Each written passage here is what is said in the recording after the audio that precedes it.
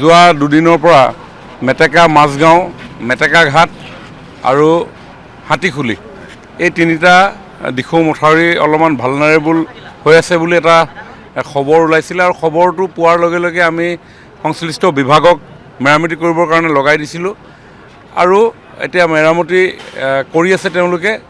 যোৱা কালি ৰাতি মই ৩-৪ মান বজাত বিভাগীয় বিষয়াসকলৰ লগত মই পৰিদৰ্শন কৰিছোঁ আৰু তেওঁলোকে জনাইছে যে এতিয়া ইয়াতে কোনো বিপদ নাই আৰু তেওঁলোকে কৰিবলগীয়া যিখিনি মেজাৰ ল'ব লাগে সেই গোটেইখিনি মেজাৰ লৈছে।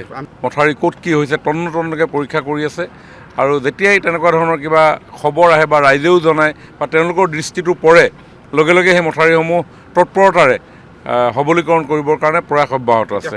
এতিয়া শংকামুক্ত মথাউৰিক লৈ পিনি মই ভাবোঁ যে যিটো সমস্যা ৰাইজে পেনিক হৈছিলে এই লৈ পিনি কোনো চিন্তিত হোৱাৰ প্ৰয়োজন নাই।